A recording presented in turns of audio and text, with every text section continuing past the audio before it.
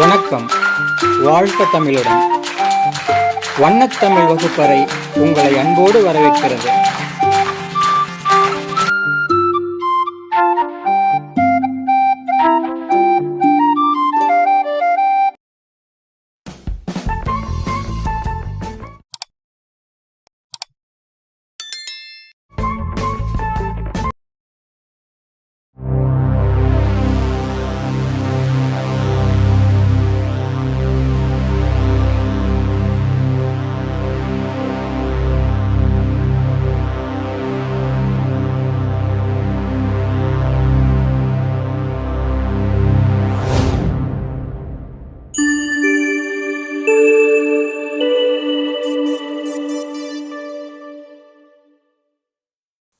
இயல் 7 உரைநடை உலகம் சிற்றகல் ஒளி மா. பொ. சிவஞானம். கதை கேட்கும் வழக்கம் சிறிய வயது முதல் அனைவருக்கும் இருக்கிறது. கேட்பது குறைந்து போய் கதை படிப்பது அதன் அடுத்த படிநிலை. அதுவே ஒருவரை படிப்பாளியாகவும் படைப்பாளியாகவும் பக்குவப்படுத்துகிறது. அப்படியான ஒரு படைப்பாளி தன்னை முன்வைத்து தன் நாட்டின் வரலாற்றை கூறும் நிலை சிலருக்கு மட்டுமே வாய்த்திருக்கிறது. வரலாற்றின் போக்கினை மாற்றி வடிவமைத்தவர்களின் வாழ்க்கை கதையை தன் வரலாறாக படிப்பது நம்மையும் அந்த வரலாற்று பாத்திரமாகவே உணர வைக்கும். இனி பாடம். இதோ மா. பொ. சிவஞானம் நம்முடன் உரையாட வருகிறார். இந்திய விடுதலை போராட்ட வரலாற்றில் 1906ஆம் ஆண்டு மிகவும் சிறப்புடைய ஆண்டாக கருதப்படுகிறது. அந்த ஆண்டில்தான் காந்தியடிகள் சத்தியாகிரகம் என்ற அறப்போர் முறையை தென்னாப்பிரிக்காவில் தொடங்கி வைத்தார். தமிழ்நாட்டை தனித்து நோக்கினாலும் வரலாற்று சிறப்புக்குரிய நிகழ்வுகள் பல அவ்வாண்டில் நடைபெற்றன. வ.உ. சிதம்பரனார் ஆங்கிலேயருக்கு எதிராக சுதேசி கப்பல் நிறுவனத்தை தொடங்கினார். இத்தகைய சிறப்புள்ள ஆண்டில் ஜூன் 26ஆம் நாள் சென்னை 1000 விளக்கு வட்டம் சால்வன் குப்பம் என்னும் பகுதியில் நான் பிறந்தேன். நான் பிறந்த வட்டத்திற்கு 1000 விளக்கு என பெயர் இருப்பினும் என்னை பெற்றெடுத்த குடும்பம் வறுமை என்னும் இருள் சூழ்ந்ததுதான். என் தந்தையார் பெயர் பொன்னுசாமி, அன்னையின் பெயர் சிவகாமி. பெற்றோர் எனக்கு இட்ட பெயர் ஞானப்பிரகாசம். ஆனால் சரபையர் என்ற முதியவர் ஒருவர் என்னுடைய பெயரை மாற்றி சிவஞானி என்றே அழைத்தார். பின்னாளில் அவர் எனக்கிட்டு அழைத்த சிவஞானி என்னும் பெயரே சிறிது திருத்தத்துடன் சிவஞானம் என்று நிலை பெற்றது. வறுமையால் இழந்த கல்வி. நான் பள்ளியில் 3ஆம் வகுப்பில் நுழைந்த 7ஆம் நாளில் பகல் நேரத்தில் வீட்டுக்கு வந்து சாப்பிட்டுவிட்டு திரும்பவும் பள்ளிக்கு போனேன். காலையிலேயே பாட புத்தகங்களோடு வராததற்காக ஆசிரியர் என்னை கண்டித்தார். பிற்பகலில் புத்தகங்களை கட்டாயம் கொண்டு வர வேண்டும் என்று கட்டளையிட்டிருந்தார். கையில் புத்தகமின்றி இருந்த என்னை கண்ட ஆசிரியர் பள்ளியிலிருந்து விரட்டிவிட்டார். இது எனக்கு பெருத்த அவமானமாக இருந்ததால் அழுத வண்ணம் வீட்டுக்கு வந்தேன். நான் அழுவதற்கான காரணத்தை அறிந்ததும் என் தந்தை என்னை கையோடு அழைத்து கொண்டு வகுப்பறைக்குள் நுழைந்தார். என்னை நல்ல வெயில் நேரத்தில் வீட்டிற்கு விரட்டியதற்காக ஆசிரியரை என் தந்தையார் வாயார வைத்தார். அன்றோடு என் கல்வி முற்று பெற்றது. 3ஆம் வகுப்பிற்கு அந்த நாளில் தேவைப்பட்டவை ஆங்கிலம், தமிழ் மொழி பாட புத்தகங்கள்தான். இவற்றை கூட வாங்கி கொடுக்க என் குடும்பத்தின் வறுமை இடம் தரவில்லை. செவிச்செல்வம் பெற்றேன். அன்னையார் இளமையிலேயே எனக்கு பயிற்றுவித்த பாக்கள் எனது இலக்கிய பயிற்சிக்கான பால பாடங்களாக அமைந்தன.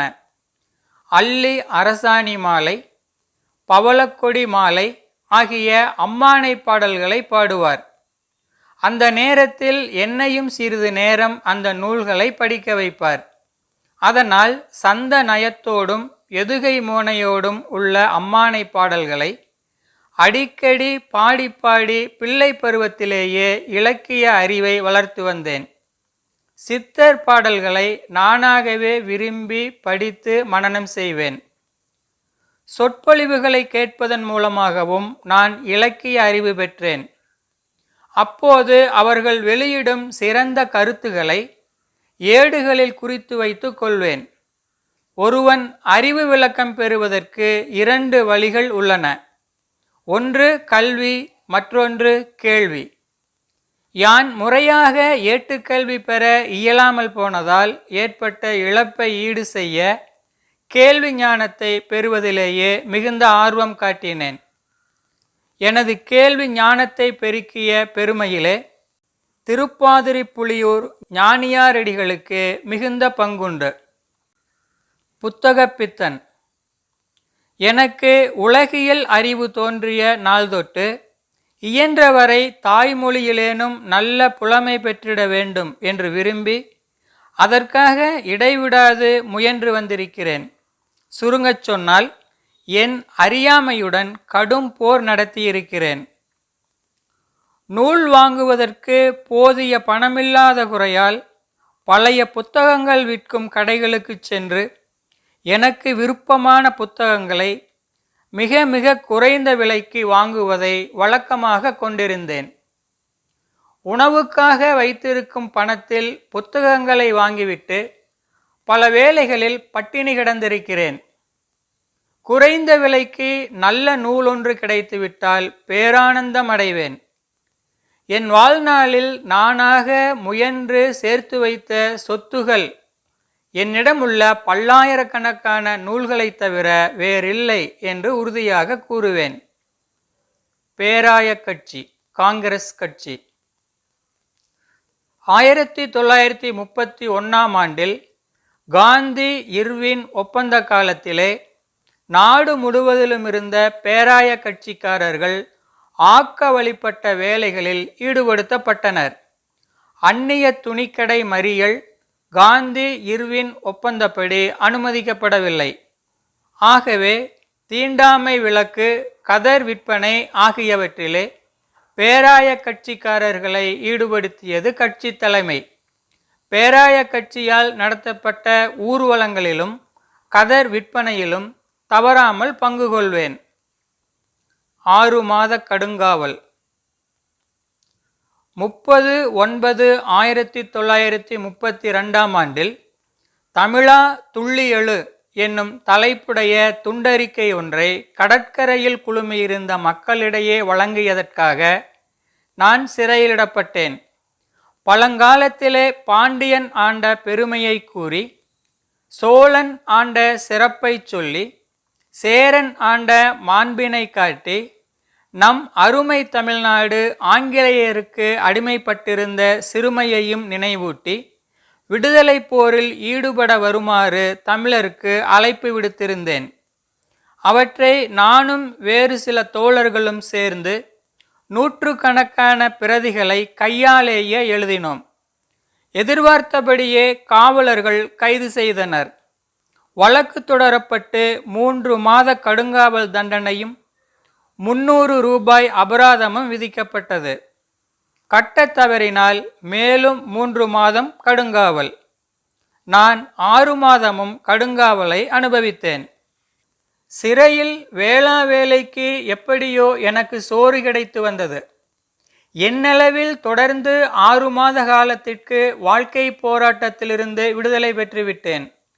சி வகுப்பு சோறுதான் என்றாலும் அடிக்கடி பட்டினி சந்தித்தவனுக்கு அதுவே அமுதம்தானே.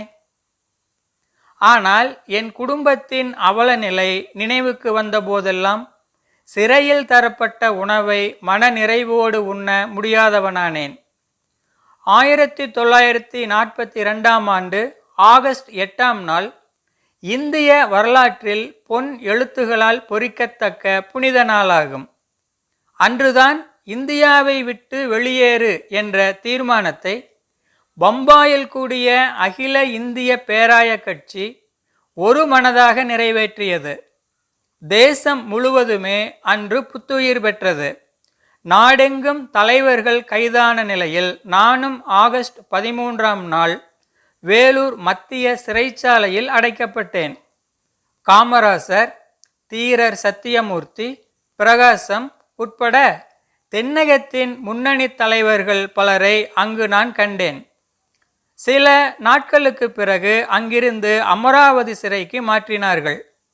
சிறைச்சாலையில் எங்களுக்கு ஒதுக்கப்பட்ட இடத்தின் மேற்கூரை துத்தனாக தகடுகளால் வேயப்பட்டிருந்தது. கோடை காலத்தில் 120 பாகை அளவில் வெயில் காயக்கூடிய பகுதியில் மின்சார விசிறி கூட இல்லாமல் எங்களுடைய நிலை மிகவும் இரங்கத்தக்கதாக இருந்தது. தமிழகம் பற்றிய கனவு. 1947 ஆகஸ்ட் 15ஆம் நாளன்று சென்னை மாநகரில் விடுதலை விழா கொண்டாடி முடிந்ததும் மறுநாள் காலை நாங்கள் ஒரு குழுவாக வடக்கெல்லைக்கு சென்றோம். இதுவே வடக்கெல்லை மீட்சிக்கான முதல் முயற்சியாக அமைந்தது. ஆசிரியர் மங்களக்கிழார் என்ற சுமார் 55 வயதுடைய பெரியாரின் அழைப்பின் மீதே நாங்கள் வடக்கெல்லைக்கு சென்றோம். அவர் சிறந்த தமிழறிஞர். இந்திய விடுதலைக்கு பிறகு மாநிலங்களை மொழிவாரியாக பிரித்தனர். அப்போது ஆந்திர தலைவர்கள் சித்தூர் மாவட்டம் முழுவதையும் புதிதாக அமையவிருக்கும் ஆந்திர மாநிலத்துடன் இணைக்க விரும்பினர். அச்சூழலில் வடக்கெல்லை தமிழர்களை ஒருங்கிணைத்து தமிழுணர்வு கொள்ளச் செய்தவர் தமிழாசான் மங்களக்கிழார். அவருடன் இணைந்து தமிழரசு கழகம் சென்னையிலும் திருத்தணியிலும் தமிழர் மாநாடு நடத்தியது. சித்தூர், புத்தூர், திருத்தணி ஆகிய இடங்களிலும் வடக்கெல்லை போராட்டத்தை தொடங்கியது. போராட்டத்தில் ஈடுபட்ட நான், மங்களக்கிழார், விநாயகம், ES தியாகராஜன், ரசீத் என ஏராளமானோர் சிறைப்பட்டோம். போராட்டத்தில் ஈடுபட்ட ராஜமுந்திரி சிறையிலிருந்த திருவாலங்காடு கோவிந்தராசன், பழனி சிறையிலிருந்த மாணிக்கம் ஆகிய இருவரும் சிறையிலேயே உயிர் துறந்தனர். சர்தார் KM பணிக்கர் தலைமையில் மத்திய அரசால் அமைக்கப்பட்ட மொழிவாரி ஆணையம் சித்தூர் மாவட்டம் முழுவதையும் ஆந்திராவிற்கு கொடுத்துவிட்டது. அதனை எங்களால் ஏற்க முடியவில்லை. மாளவன் குன்றம் போனால் என்ன, வேலவன் குன்றமாவது எங்களுக்கு வேண்டும் என்று முழங்கினோம். மீண்டும் பெரும் போராட்டம் தொடங்கியது. அதன் விளைவாக படாஸ்கர் ஆணையம் அமைக்கப்பட்டு திருத்தணி வரையுள்ள தமிழ் நிலங்கள் மீட்கப்பட்டன. சென்னையை மீட்டோம். ஆந்திர மாநிலம் பிரியும் போது சென்னைதான் அதன் தலைநகராக இருக்க வேண்டும் என்று ஆந்திர தலைவர்கள் கருதினார்கள். அந்நாள் முதல்வர் ராஜாஜிக்கு நிலைமையின் தீவிரத்தை உணர்த்திய போது தலைநகர் காக்க தன் முதலமைச்சர் பதவியை துறக்கவும் அவர் முன்வந்தார். சென்னை மாகாணத்திலிருந்து பிரித்து ஆந்திரம் அமைவதற்காக ஏற்படுத்தப்பட்டிருந்த நீதிபதி வாஞ்ச் தலைமையிலான ஒரு நபர் ஆணையம் ஆந்திர தலைநகராக சென்னை இருக்க வேண்டும் என்ற இடைக்கால ஏற்பாட்டினை பரிந்துரைத்திருப்பதாக அதிகாரபூர்வமற்ற கருத்துகள் நிலவின. இதையொட்டி மாநகராட்சியின் சிறப்பு கூட்டம் ஒன்றை அப்போதைய மாநகர தந்தை செங்கல்வராயன் தலைமையில் கூட்டி சென்னை பற்றிய தீர்மானம் ஒன்றை முன்மொழிந்து தலையை கொடுத்தேனும் தலைநகரை காப்போம் என்று முழங்கினேன். தீர்மானம் வெற்றிகரமாக நிறைவேற்றப்பட்டமை நடுவணரசை அசைத்தது. கடைசியாக 25/3/1953 அன்று நாடாளுமன்றத்தில் பிரதமர் நேரு நடுவணரசின் சார்பில் அதிகாரபூர்வமான உறுதிமொழியொன்றை வெளியிட்டார். அதன்படி ஆந்திர அரசின் தலைநகரம் ஆந்திர நாட்டின் எல்லைக்குள்ளேயே அமையும் என்று உறுதியளிக்கப்பட்டது. சென்னை தமிழருக்கே என்பதும் உறுதியானது. தெற்கெல்லை போராட்டம். தாய் தமிழக மக்களில் பலர் தெற்கெல்லை கிளர்ச்சியோடு எனக்குள்ள தொடர்பை அறிய மாட்டார்கள். நான் முதலில் ஈடுபட்டது தெற்கெல்லை கிளர்ச்சியில்தான். 1946ஆம் ஆண்டு அக்டோபர் 25 நாகர்கோயில் நகரின் ஒரு பகுதியான வடிவீசுவரத்தில் வடிவை வாலிபர் சங்கத்தின் ஆண்டு விழாவில் பேசினேன். அதுதான் தெற்கெல்லை கிளர்ச்சி பற்றிய எனது முதல் பேச்சு. அந்நாளில் திருவிதாங்கூர் சமஸ்தானம் தனி அரசாக இருந்தது. 1953-54ஆம் ஆண்டுகளில் தெற்கெல்லை பகுதிகளை கேரள முடியாட்சியிலிருந்து மீட்கவும் போராடினோம். தமிழக வடக்கு தெற்கு எல்லை கிளர்ச்சிகளை தமிழகம் தழுவிய அளவில் தொடங்கி வைத்தது தமிழரசு கழகம்தான் என்றாலும் அதனை நடத்தும் பொறுப்பை எல்லை பகுதி மக்களிடமே விட்டு வைத்திருந்தேன். அவர்களுள் PS மணி, மா சங்கரலிங்கம், நாஞ்சில் மணிவர்மன், PJ பொன்னையா ஆகியோர் முதன்மையானவர்கள். தெற்கெல்லை கிளர்ச்சியில் திருவிதாங்கூர் ஆட்சி நடத்திய துப்பாக்கிச்சூடு காரணமாக உயிர் நீத்த தமிழரசு கழக தோழர்களான தேவசகாயம், செல்லையா ஆகிய இருவரையும் நாம் மறந்துவிடக்கூடாது. நதானியல், தானுலிங்கம், காந்திராமன் போன்ற முதியவர்களும் என்பால் நம்பிக்கை வைத்திருந்தனர். இயற்கையாகவே போர்க்குணம் கொண்ட நேசமணி தென் திருவிதாங்கூரில் மிகுந்த செல்வாக்குடையவர். அவருடைய வருகைக்கு பிறகு போராட்டம் மேலும் வலுப்பெற்றது. திருவிதாங்கூர் ஆட்சி அகன்று கேரள மாநிலம் உருவானது. அப்போது தமிழர்கள் மிகுதியாக வாழக்கூடிய தேவிகுளம், பீர்மேடு, தோவாலை, அகஸ்தீஸ்வரம், கல்குளம், விளவங்கோடு, நாகர்கோவில் ஆகிய பகுதிகள் தமிழகத்தோடு சேர வேண்டும் என்று தமிழரசு கழகம் போராட்டத்தை தொடங்கியது. ஆனால் மேற்சொன்ன பகுதிகளோடு தமிழகத்திலிருந்த கோவை மாவட்டத்தின் மேற்கு பகுதி, நீலகிரி மாவட்டத்தில் உள்ள கூடலூர், உதகமண்டலம் ஆகியவற்றையும் பிரித்தெடுத்து கேரளத்துடன் இணைக்க வேண்டுமென்று கேரளத்தவர் பசல் அலி ஆணையத்திடம் விண்ணப்பித்தனர். பசல் அலி ஆணையம் நடுவண் அரசுக்கு தந்த பரிந்துரையில் 1955ஆம் ஆண்டு அக்டோபர் 10ஆம் நாள் வெளியானது. அந்த பரிந்துரையில் மாநிலங்களை மொழிவாரியாக பிரித்து அமைக்கும் கொள்கை ஒப்புக்கொள்ளப்பட்டதோடு சென்னை மாநிலத்தில் உள்ள மலபார் மாவட்டத்தை கேரளத்தோடும் திருவிதாங்கூர், கொச்சி ராஜ்யத்தில் இருந்த கல்குளம், விளவங்கோடு, தோவாலை, அகஸ்தீஸ்வரம், செங்கோட்டை ஆகிய பகுதிகள் தமிழ்நாட்டோடும் இணைய வேண்டும் என்றும் குறிப்பிட்டிருந்தது. தேவிகுளம், பீர்மேடு நம் கைவிட்டு போனது. புறநானூற்றிலும் சிலப்பதிகாரத்திலும் தமிழகத்தின் வடக்கெல்லை வேங்கடமலையாகவும் தெற்கெல்லை குமரிமுனையாகவும் கூறப்படுவதனை படித்தபோது எனது நெஞ்சம் இரும்பூது எய்தியது. மலையும் கடலும் ஒரு நாட்டின் இயற்கை எல்லைகளாக அமைவதென்பது அந்த நாட்டின் தவப்பயனாகும். அந்த தெய்வீக எல்லைகளை ஓரளவேனும் தமிழகம் திரும்ப பெற்றது என்பதே என் வாழ்நாள் மகிழ்ச்சியாகும். நூல்வெளி. எனது போராட்டம் எனும் மா. பொ. சிவஞானத்தின் தன் வரலாற்று நூலில் இருந்து இக்கட்டுரை தொகுத்து வழங்கப்பட்டுள்ளது. சிலம்பு செல்வர் என்று போற்றப்படும் மா.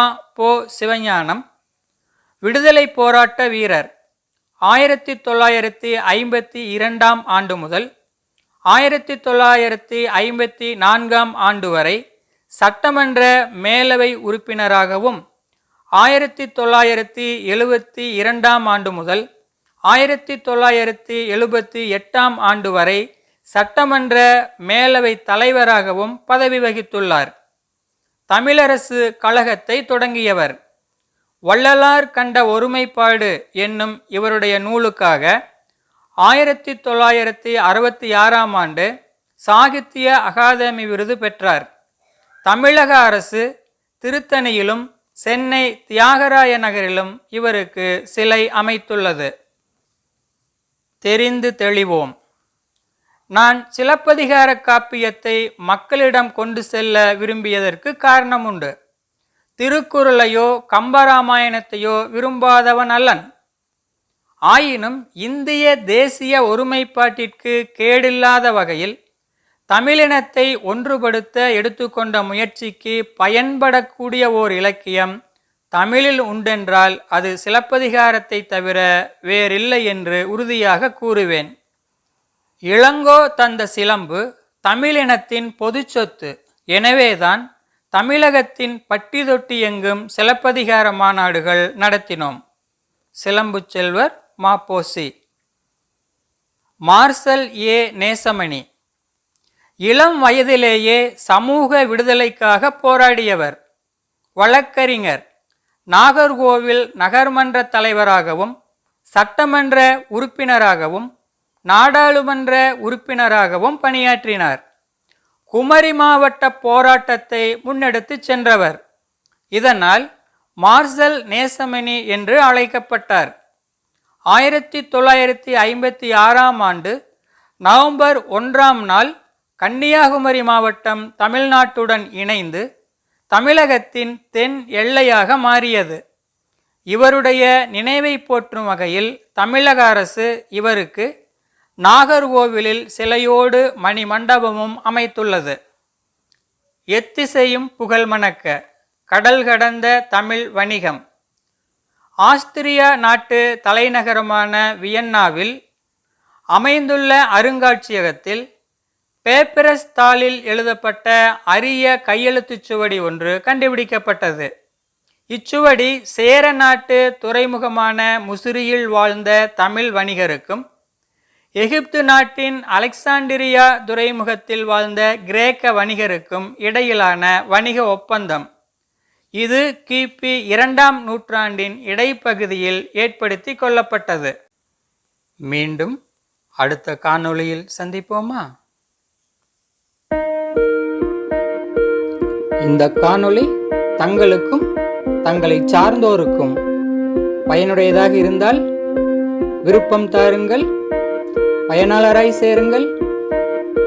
என்றும் அன்புடன் சா. மோகனராசு, வண்ணத்தமிழ் வகுப்பறை. நன்றி, வணக்கம்.